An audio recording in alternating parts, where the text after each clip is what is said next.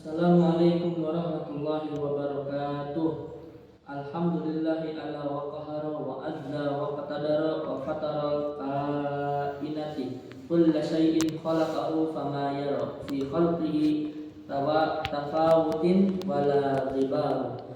Asyhadu an la ilaha illallah wahdahu la syarikalah syahadatan udakharuha liyaumin la malja'a fihi wala warara.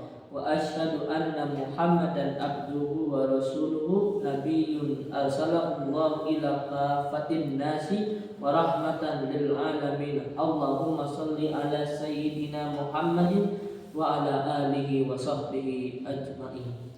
Hadirin rahimakumullah, segala puji bagi Allah yang Maha Perkasa, kuasa yang menciptakan alam semesta dengan tanda-tanda keesaannya. Salawat dan salam semoga tetap tercurah limpahkan kepada baginda yakni Nabi Muhammad sallallahu alaihi wasallam yang telah menghabiskan seluruh masa hidupnya untuk kepentingan umat, berbeda dengan pemimpin-pemimpin zaman sekarang yang memperdaya umat untuk kepentingan pribadi. Sungguh tidak heran jika beliau sangat dicintai oleh umatnya, bahkan rela mengorbankan semua yang dimilikinya demi memenuhi perintahnya. Allah Subhanahu wa taala berfirman, "Falladzina amanu wa azzaruhu wa nasaruhu wattaba'un nural ladzi ma'ahu ulaika humul muflihun." Yang artinya, maka orang-orang yang beriman kepada Nabi, memuliakannya, menolongnya, serta mengikuti cahaya yang diturunkan kepadanya, Al-Quran, maka orang-orang tersebut termasuk golongan yang mendapat keberuntungan atau kemenangan. Hadirin rahimakumullah, Allah telah memberikan 3 persyaratan yang harus dilakukan jika ingin mendapatkan keberuntungan dan kemenangan. Persyaratan tersebut sudah jelas oleh Allah Subhanahu wa taala dalam firman-Nya, "Qad aflaha man tazakka wa zakara isma rabbih fasalla." Sungguh, ya artinya sungguh beruntung orang yang mensucikan dirinya, menyebut nama Tuhannya, kemudian melaksanakan sholat. Quran surat Al-A'la ayat 14-15. Syarat pertama yaitu kita harus membersihkan tubuh dan jiwa kita. Kita harus menyikat gigi, membersihkan rambut dan mandi. Begitu pula pakaian yang kita pakai harus bersih, dan rumah yang kita tempati juga disapu dan dibersihkan. Sebagaimana sabda Rasulullah sallallahu alaihi wasallam, "An-nazafatu minal iman." Artinya yaitu kebersihan itu sebagian dari iman. Maksud dari hadis tersebut adalah iman seseorang itu tidak bisa terlepas dari kebersihannya. Kotor merupakan bukti bahwa kita belum sempurna. Iman menuntut agar kita selalu menjaga kebersihan dalam segala hal. Sesuatu yang dimakan harus bersih, artinya tidak terdiri dari barang haram, hatinya bersih dari sifat kufur dan syirik, dengki dan syarat yang kedua yaitu kita harus selalu mengingat dan menyebut nama Allah. Zikir kepada Allah ini berbeda dengan ibadah lainnya.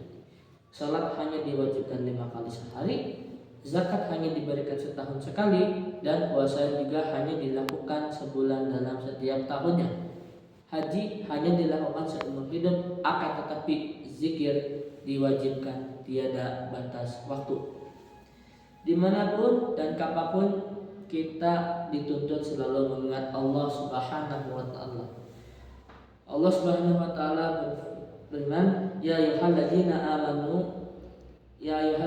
amanu zkurullaha zikran katsiran." Artinya, wahai orang-orang yang beriman, perbanyaklah mengingat Allah Subhanahu wa taala.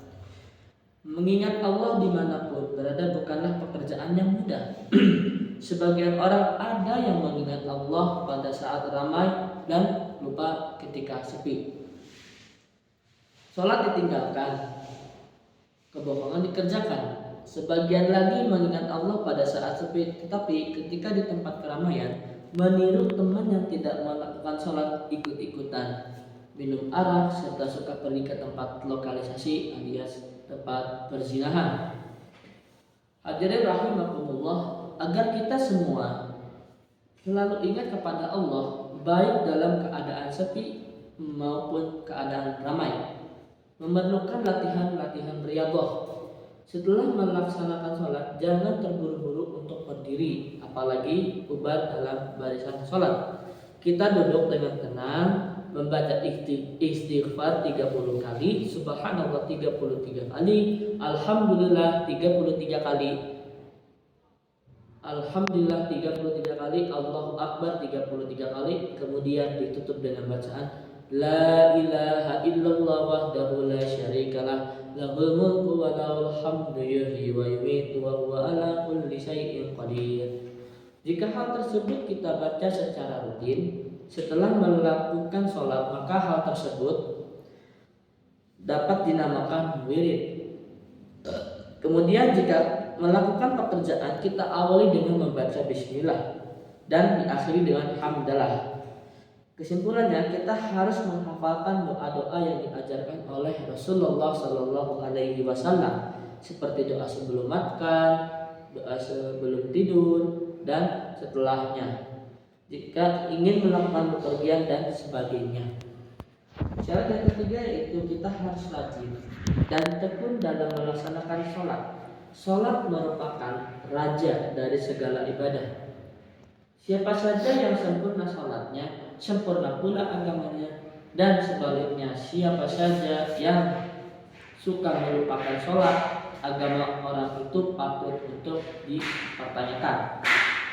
Sahabat Umar bin Khattab tidak mau menyerahkan urusan atau amanah kecuali kepada orang yang sempurna sholatnya.